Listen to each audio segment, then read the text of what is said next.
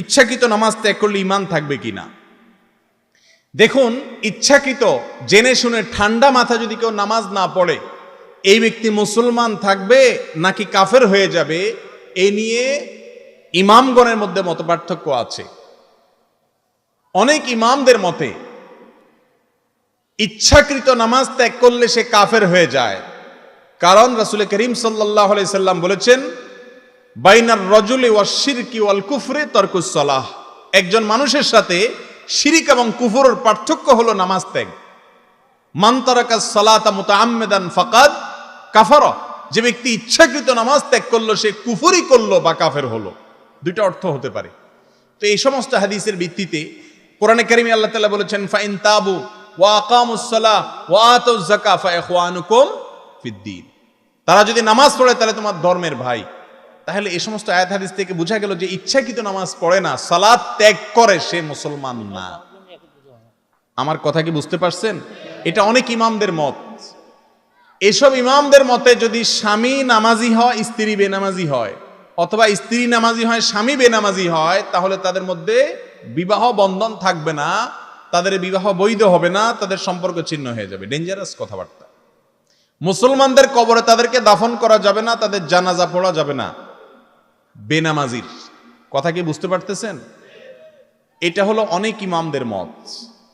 ইমাম আজম আবু হানিফা রহমতুল্লাহ আলাইহির মত হলো, যদি কেউ নামাজ না পড়ে আর তার মনের ভিতরে অপরাধ বোধ থাকে, অপরাধ বোধ বুঝেন তো কি? সে বলতেছে যে আসলে নামাজ তো পড়ি না, কিন্তু পড়া উচিত, এটা অন্যায়, আসলে দোয়া করেন শুরু করব, আসলে ঠিক হচ্ছে না, তার ভিতরে একটা ভয় কাজ করে, স্বীকার করে সে। এরকম যদি হয় তো ইমাম আজম আবু হানিফা রাহমাতুল্লাহ বলেন সে কাফের হবে না, যেহেতু আল্লাহর প্রতি বিশ্বাসটা তার আছে, সে ফাসেক। আর আবু হানিফা রাহমাতুল্লাহ আলাইহির এই মতের কারণে বহু বেনামাজি বাইচা গেল আর কি। কথা কি বুঝতে পারছেন? প্রিয় ভাইরা আমার, রাসূল সাল্লাল্লাহু আলাইহি সাল্লামের যুগে যারা মসজিদে না আসতো, সাহাবীরা তাদেরকে মুসলমান মনে করতেন না। মুনাফিকরা পর্যন্ত মসজিদে এসে হাজিরা দিতে হতো, কারণ মসজিদে না আসলে মুসলমান হিসাবে গণ্য হতো না। আর আমরা তো মাশাআল্লাহ, যদি কয় কিরে নামাজ পড়ছ না কেন, বলে নামাজ না পড়লে কি হয়েছে, ঈমান আছে। মেসওয়াক দাঁত ব্রাশ না করলে কি হয়েছে, আমার মুখ পরিষ্কার আছে। এই কথা যেরকম, নামাজ না পড়লে কি হয়েছে, আমার ঈমান আছে, এই দাবিটা অনেকটা সেরকম। মনে রাখবেন, মুসলমান নামাজ ছাড়তে পারে না। মুসলমান অর্থের অভাবে লোভে পড়ে চুরি করছে, এটা হতে পারে। মুসলমান শয়তানের পালায় পড়ে জিনা করে ফেলেছে, হতে পারে। ঠান্ডা মাথায় মুসলমান নামাজ ত্যাগ করতে পারে না। আল্লাহ রাব্বুল আলামিন আমাদের সবাইকে নামাজ কায়েমকারী মুসলমান হওয়ার তৌফিক নসিব করুন। আরব আলেমদের ফতোয়া হলো, বিশেষ করে সৌদি আরবের ওলামা একরামের ফতোয়া হলো, নামাজ ত্যাগকারী কাফের, মুসলমান না।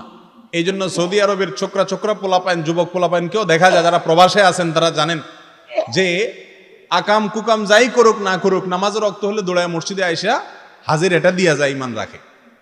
আর আমাদের ইমান তো ভাঙে টাঙে না, বাঙালির ইমান ওই ছোটবেলা লাই লাই পড়ে ধুইছে, আর মরা পর্যন্ত কত আকাম কুকাম, কিসের নামাজ তো নামাজ, আরো কত কিছু, আল্লাহর কত আয়াত, কত আদেশ, কত নিষেধরে লঙ্ঘন করে, অমান্য করে, অস্বীকার করে, ডিনাই করে, এরপরে আবার দাবি করে বলে মুসলমান আমি। ঠিক না বে ঠিক? মরার পরে টেলা বোঝা যাবে। আল্লাহ তাআলা আমাদেরকে সংশোধন হওয়ার তৌফিক নসিব করুন।